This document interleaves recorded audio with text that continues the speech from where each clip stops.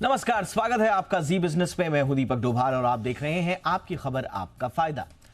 अगर सिर दर्द का इलाज ही सिरदर्दी बन जाए तो इसे क्या कहेंगे? चौंकिए नहीं, बीएचयू की एक स्टडी की माने तो बाजार में सिरदर्द भगाने वाले तमाम ऐसे ठंडे तेल बिक रहे हैं और खूब उनका प्रचार प्रसार भी हो रहा है, जो बाद में पता चलता है कि दिमाग की नसों के लिए ही घातक हैं।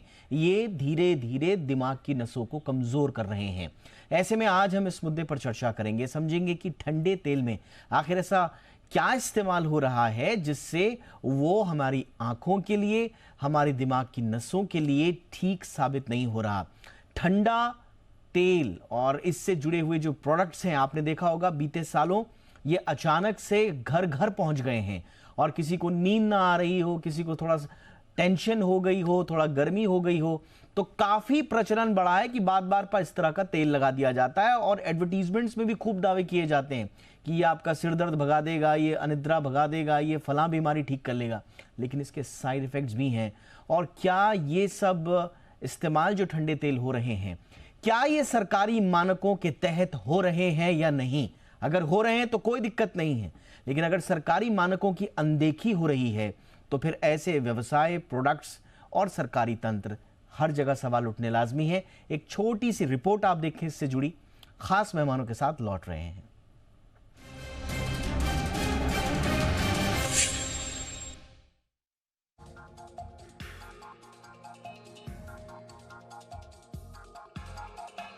सिर दर्द, अनिद्रा या थोड़ी सी टेंशन हुई नहीं कि कुछ लोग खुद डॉक्टर बन जाते हैं। खासकर उत्तर भारत के ग्रामीण इलाकों में सिर दर्द के इलाज के तौर पर ठंडे तेल के इस्तेमाल का खूब चलन है। इसकी बढ़ती खपत को देखते हुए तमाम छोटी बड़ी कंपनियां ठंडे तेल के कारोबार में उतर चुकी हैं। अखबारों और टीवी में भी इसके विज्ञापन देखे जा सकते हैं। लेकिन सिर दर्द भगाने वाले ये ठंडे तेल अब लोगों के लिए बड़ा सिर दर्द बन चुके हैं। बीएचयू के न्यूरोलॉजी डिपार्टमेंट के हेड वीएन मिश्रा की माने तो सब स्टैंडर्ड ठंडे तेल के इस्तेमाल से दिमाग की नसें कमजोर पड़ रही हैं। अकेले बीएचयू में ही हर महीने कम से कम 50 ऐसे मामले आ रहे हैं जिसमें मरीजों को लगातार सिर दर्द बने रहने की शिकायत के साथ ब्रेन हेमरेज और ब्रेन स्ट्रोक के खतरे पाए गए हैं। आखिर ठंडा तेल क्यों घातक साबित हो रहा है, इसकी वजह को जानना होगा। दरअसल ठंडा तेल लगाने के बाद मस्तिष्क को थोड़ी देर के लिए राहत जरूर मिलती है, लेकिन इसमें जरूरत से ज्यादा कपूर का इस्तेमाल सीधे नसों को प्रभावित करता है। एक मानक के मुताबिक 1 लीटर ठंडे तेल के उत्पादन के लिए 11 MEQ यानी मिली इक्विवेलेंट कपूर का ही इस्तेमाल होना चाहिए। लेकिन ज्यादातर ठंडे तेल के नाम पर बिकने वाले उत्पादों में कपूर की मात्रा तय मानकों से अधिक होती है। स्टडी के मुताबिक कपूर की ये मात्रा कुछ उत्पादों में 20 से 25 MEQ तक पाई गई है।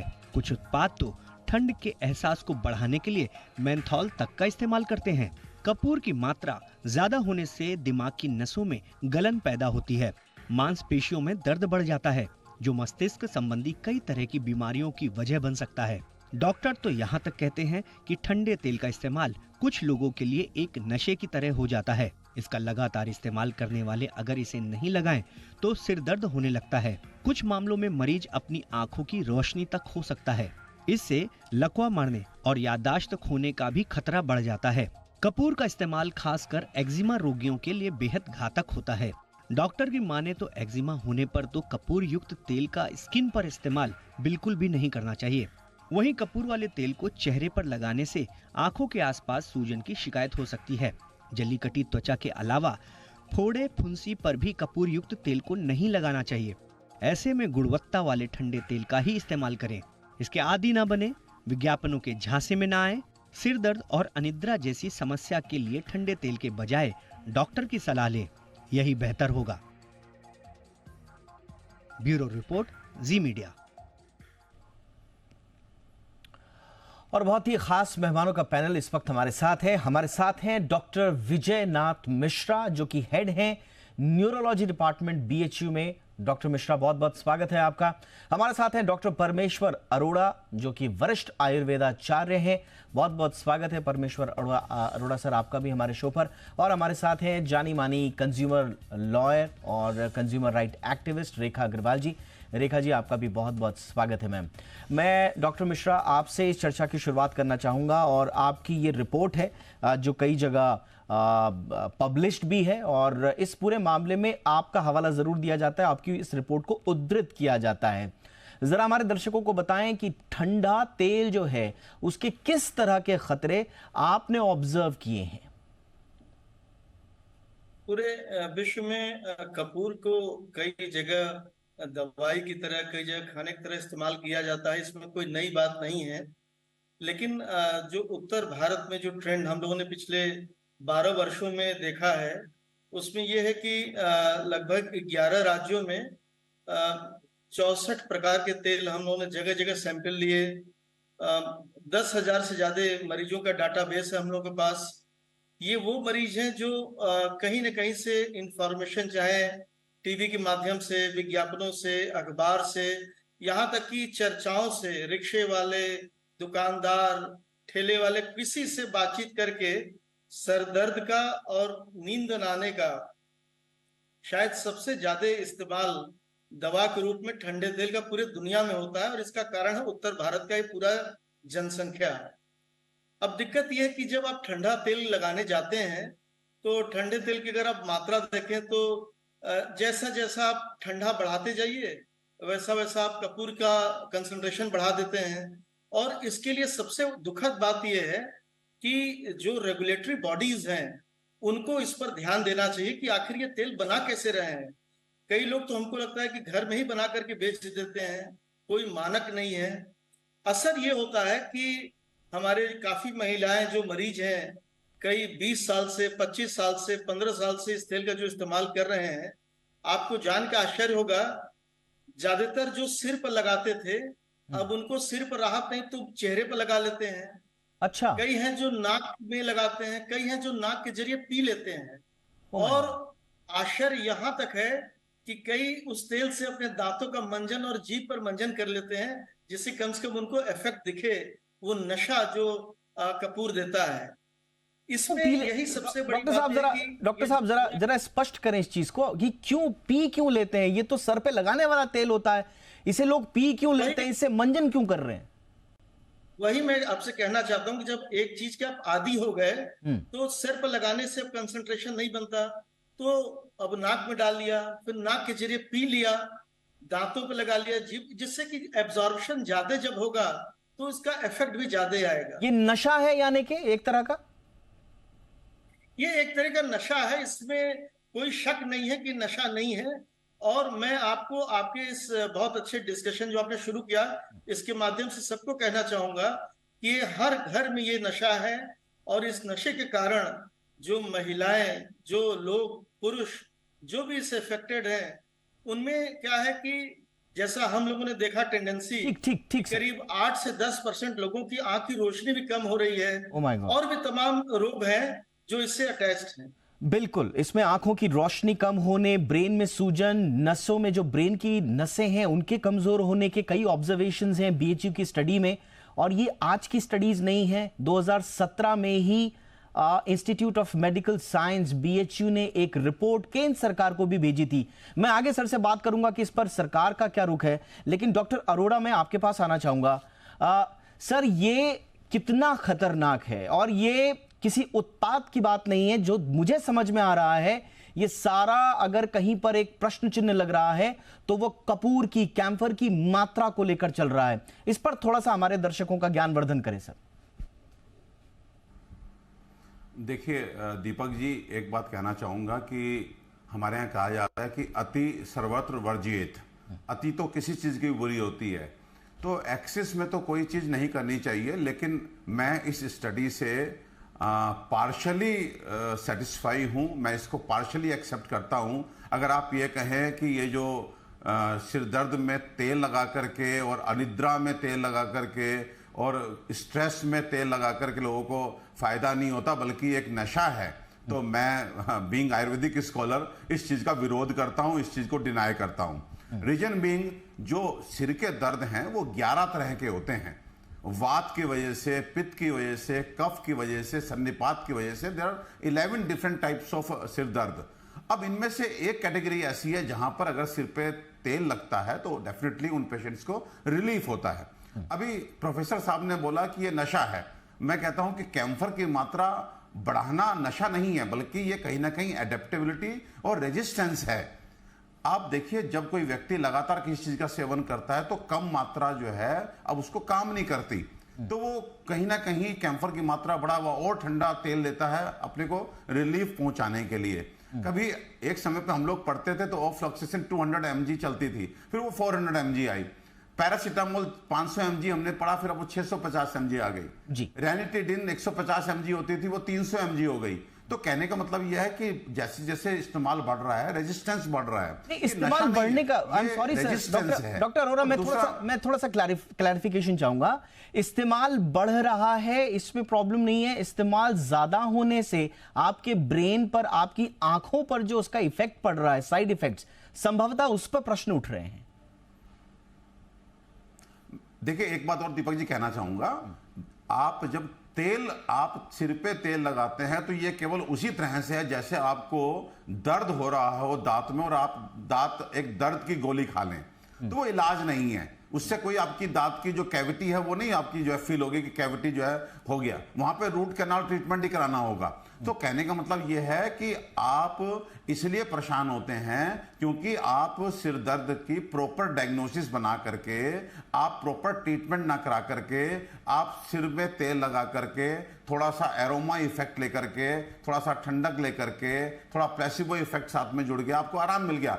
आप अपनी जो मूलतः बीमारी है उसे आप ट्रीट नहीं कर रहे हैं। दैट्स वाई आगे चल आपने बहुत इंपॉर्टेंट बात बोली सर कि उसका मूल कॉज ना खोजकर हो सकते हैं। आपने बहुत सही बात बोली डॉक्टर अरोड़ा कि मूल कॉज क्या है सिर दर्द का, वो ना खोजकर यदि आप इस तरह के जो क्षणिक उपाय होते हैं उन पर अगर आप निर्भरता बनाएंगे तो दिक्कत होगी। लेकिन मुझे बताइए सर, आयुर्वेद में ही फ्यूचर में आपको दिक्कत आएगी। कपूर की मात्रा को लेकर क्या कुछ उल्लेख है? कपूर की मात्रा पर ही क्योंकि सारा घमासान, ये जितनी कंपनीज हैं, मैं डॉक्टर मिश्रा को भी इस चर्चा में दोबारा शामिल करना चाहूंगा, ये सारी कंपनीज जो हैं ये कपूर की मात्रा अनर्गल रूप से बिना किसी जांच के दायरे में अपने आप अनाप शनाप बढ़ा देती हैं। तो इस पर क्या कोई लिमिट है सर या नहीं है डॉक्टर अरोड़ा?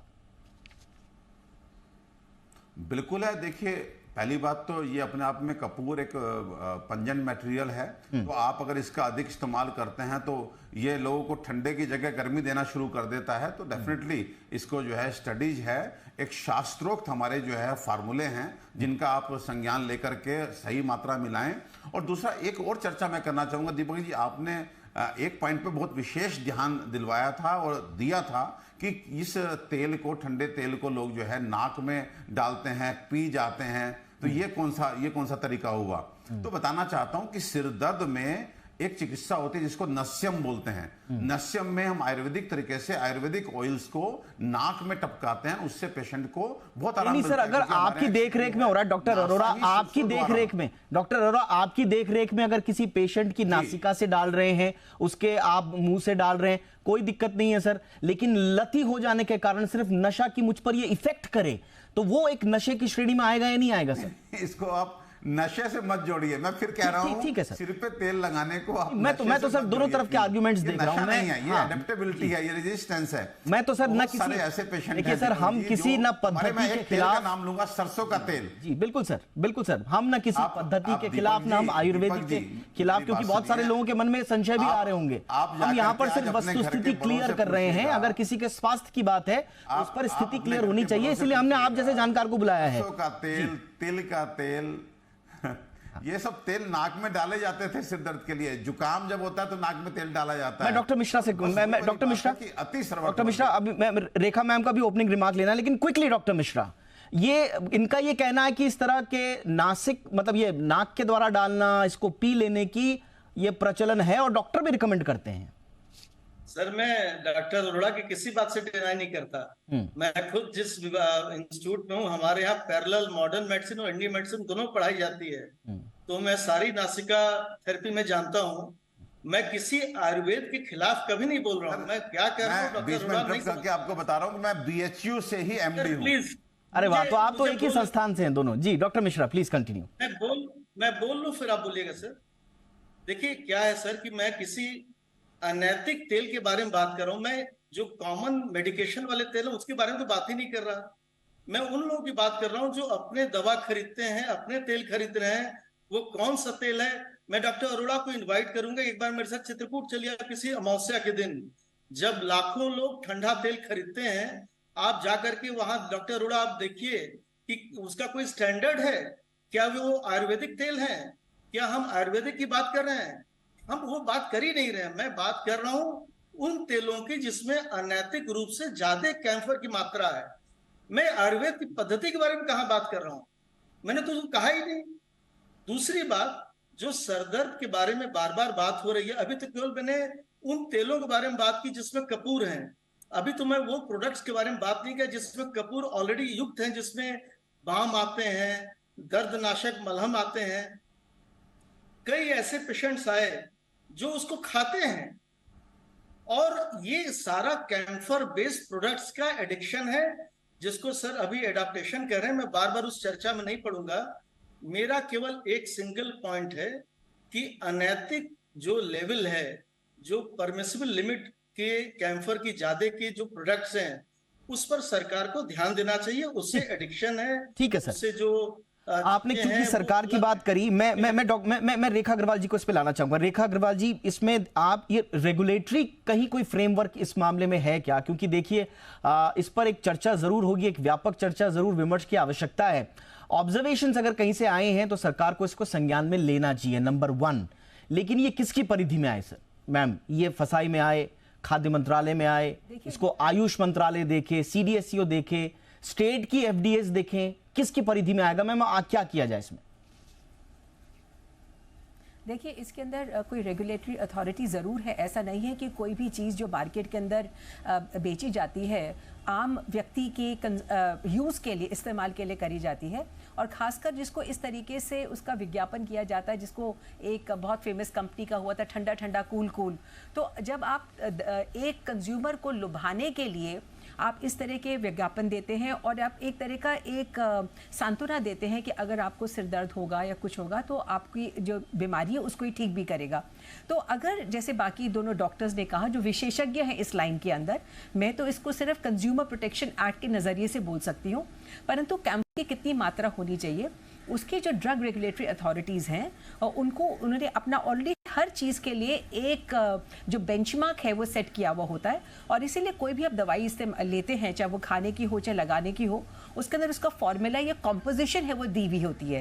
एक तो कॉम्पोजिशन दिया होता है कि इसके अंदर क्या क्या चीज़ें हैं, कितना परसेंटेज किसी भी चीज़ का है, और साथ साथ जो इस जैसे कहा कि ये दवाइयाँ, ये जो तेल है, ये एक तरह के एक नशा बन जाता है, होता नहीं है। ऐसा नहीं है कि जो ये तेल अपने आप में ही नशा है, जैसे इसका इस्तेमाल बिल्कुल नशीली वस्तु है, इसका बिना देख रेख के अगर आप इसको एक्सेस में यूज करेंगे, अति भी यूज करेंगे, तो ये आपको एक नशा दे सकता है। ठंडा तेल, ये जो बड़ा प्रचलित इलाज या नुस्खा माना जाता है सिर दर्द का, अनिद्रा का, तनाव का, इसमें कई स्वास्थ्य से जुड़े हुए खतरे भी छिपे हुए हैं। इसी पर हम चर्चा कर रहे हैं। वो किन परिस्थितियों में वो खतरे उत्पन्न होते हैं, इस पर भी प्रमुख रूप से चर्चा। डॉक्टर अरोड़ा, मैं आपके पास फटाफट आना चाहूंगा। आपको नहीं लगता है सर कि अगर कहीं से सवाल उठे हैं और बीएचयू जैसे एक बहुत ही गंभीर ऑर्गेनाइजेशन के, एक बहुत ही गंभीर विभाग की ओर से ये ऑब्जर्वेशंस आए हैं, तो सरकार दूध का दूध पानी का पानी करे, स्वास्थ्य विभाग या आयुष मंत्रालय, कि किन परिस्थितियों में आपको इस तरह के तेल का इस्तेमाल करना है, और अगर कहीं कोई अनैतिक व्यापार पद्धतियों का इस्तेमाल कर रहा है तो फिर उनको आप कॉर्नर भी करें। देखिए, मैं बिल्कुल सहमत हूं, इस स्टडी से भी सहमत हूं और आपकी बात से भी सहमत हूं कि जो हमारी रेगुलेटरी अथॉरिटीज हैं उनको डेफिनेटली अगर कहीं पर भी कोई भी चीज अति तो सर्वत्र वर्जित है। आप ये खाना जो है वो अधिक मात्रा में खा लें तो आपको पोषण ना देकर के आपका पेट खराब कर देता है। तो इसलिए बस मैं इतना कहना चाहता हूं कि 2 चीजें बड़ी स्पेसिफिक लोगों तक पहुंचानी चाहिए। नंबर 1 कि ये जो चीजें हैं इनका अधिक इस्तेमाल जो है वो आपको नुकसान पहुंचा सकता है, क्योंकि इसका एरोमा इंपैक्ट होता है। डेफिनेटली आप सिर पे लगा रहे हैं तो आंखें जो हैं वो भी आपकी दिक्कत में आ सकती हैं, आपकी नर्व्स भी वीक हो सकती हैं, और प्रॉपर आप डायग्नोसिस एक्सिस बनवा करके आप अपने सिरदर्द का कारण जानिए। आपका सिरदर्द होता है ब्लड प्रेशर की वजह से, आपका सिरदर्द होता है सर्वाइकल की वजह से, आपका सिरदर्द मैंने बताया 11 डिफरेंट साइनस की वजह से, और आप हमेशा बस तेल लगा करके केवल थोड़ी देर के लिए सिम्टोमेटिक रिलीफ पा लेते हैं, लेकिन अंदर बीमारी बढ़ती जा रही है, बढ़ती है। जैसे डॉक्टर साहब ने मेंशन किया कि वो तेल लगाते रहे 8-10 साल तक, बाद में हैमरेज हो गया।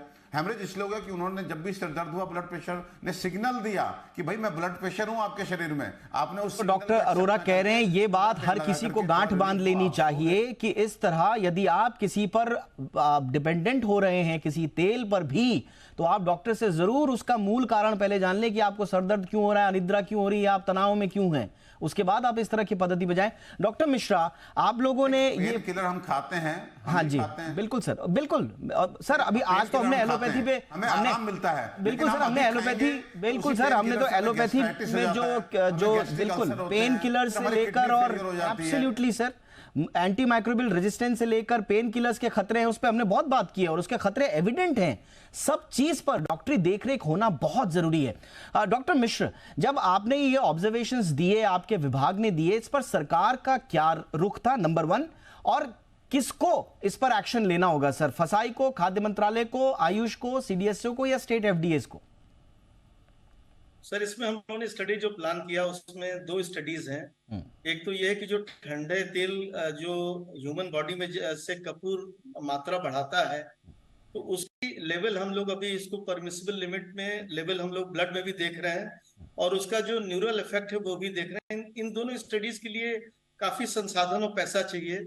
अभी कई जगह हम लोगों ने अप्लाई किया है कि हम लोग को और पैसा भी मिले। कुछ बेसिक प्रिलिमिनरी स्टडीज हम लोगों ने अपने पैसे से भी किए हैं, उससे जो इफेक्ट आया उसके भी पब्लिकेशन सब अगले 1-2-3 महीने में आ जाएंगे। तो ये हमें लगता है कि आयुष मंत्रालय को, स्वास्थ्य मंत्रालय को, दोनों को देखना चाहिए कि हम लोग इस रिसर्च को आगे बढ़ाएं। कैम्फर, जहां तक हमको पता है कि इसके अच्छे इफेक्ट्स हैं, लेकिन जब वो लेवल के अंदर हो तब इसके जो साइड इफेक्ट्स, न्यूरल डिजेनरेशन या डिमाइलिनेशन जो हो रहे हैं ब्रेन में, उसका क्या कारण है, इस पर भी हम लोग एक स्टडी जो आगे प्लान कर रहे हैं। अभी उसके कुछ प्रिलिमिनरी रिजल्ट्स आए हैं, बिल्कुल, जो पब्लिकेशन में हैं।